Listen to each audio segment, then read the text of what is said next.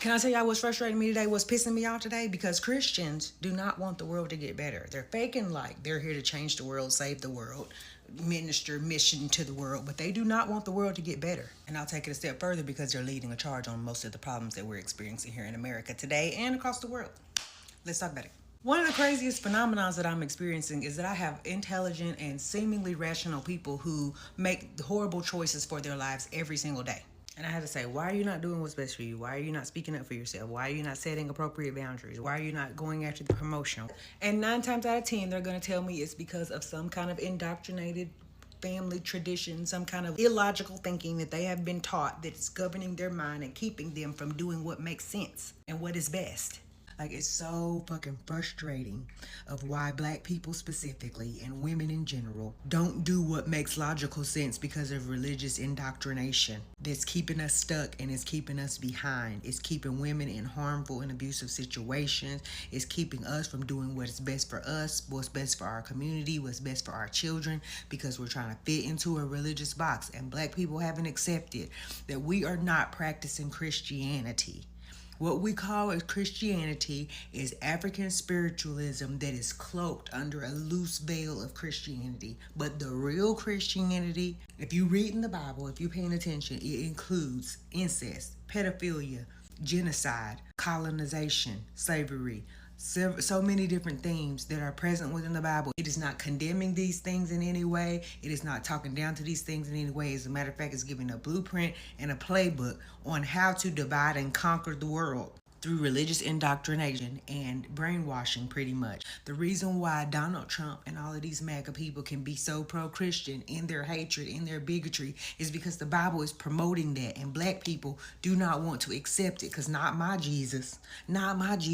There is a reason why they had to change Jesus into white, because that is who they're serving. And you have to understand, well, I'm not serving him. I'm serving black Jesus. No, you're not. You're practicing King James of England's version of Christianity, and it's been colonized and it's harmful. A lot of that stuff is sexist, biased, misogynistic, patriarchal, capitalistic, selfish, stingy. I mean, like, there's so many. It's so frustrating acting like, well, I follow Jesus. The Bible don't even follow Jesus. And black people so are clinging on to Jesus is my one savior and that we're missing the forest for the trees. God wrapped himself in human flesh and sent himself to the earth to become a Hebrew man that only practiced ministry for 3 years, was gone between 12 and 30. We don't know nothing about him, nothing that happened. None of his disciples could read or write, but suddenly they wrote the most reprinted book that's ever existed. Like, we're literally creating stuff in our head. We have a very small little window of Jesus and mostly Paul, and then largely Old Testament Jewish Hebrew thinking. And then we're wondering why we don't have no power. And then the fact that Christianity keeps its people from actually making the world better and saving the world, because we're fulfilling a prophecy about the end times. We are actively participating in not making the world better in order to fulfill a prophecy about how terrible the world gets. And then we're wondering why we say the church don't have no power. The church don't have no power because it's not even trying to make the world better or change the world. It is accepting the horrors of this world and acting like that's what's supposed to happen in order for Jesus to ride in on a white horse, have a big showdown with the devil. Because why wouldn't God just destroy the devil? No, because Jesus has to come back with a flaming sword, have a showdown with the devil, and prove to everybody that he is Lord. Trying to make it make sense. The shit don't make sense. And they wonder why people are leaving the church 6-1. For every one person that comes, 6 people leave because they're realizing this is a sham. There is no plan for making the world better, for saving humanity, for stopping all of these atrocities from happening. We are waiting for it to happen. As a matter of fact, we are championing it happening, because that means Jesus is coming back to get us any minute. Daddy is coming to pick us up, I promise.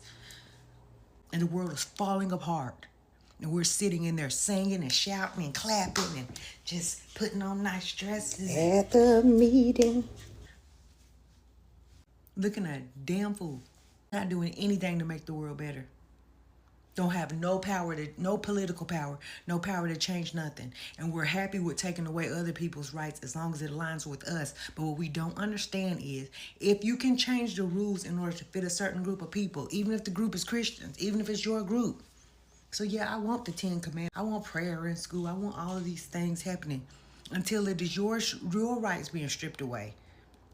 Do you want them enforcing Muslim prayer in school? Do you want them enforcing Buddhist prayers in school? No, but you want them enforcing yours. So you're happy to have the Muslims' rights stripped away. You're happy to have every other religious right stripped away as long as your way is in power. But once they get the power over you, they're also going to take your rights.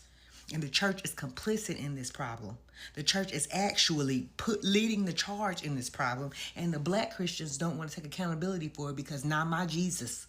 It's delusional at a point. At a point, there's a point of faith, but then there is a point of complete delusion where we're acting like the world is somehow going to get better while we actually are hoping that it gets worse in order to fulfill the prophecy.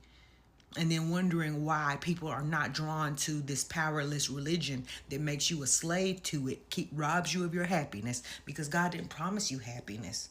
He made you a servant. You should be humble and lowly and meek and mild and sad. And I'm trying to raise women's self-esteem, and the church told them that they should not feel good about themselves because they're supposed to think horrible of themselves. It is so frustrating. It is nonsensical. It's like insanity that we're trying to make this make sense still in 2026, and it's ludicrous.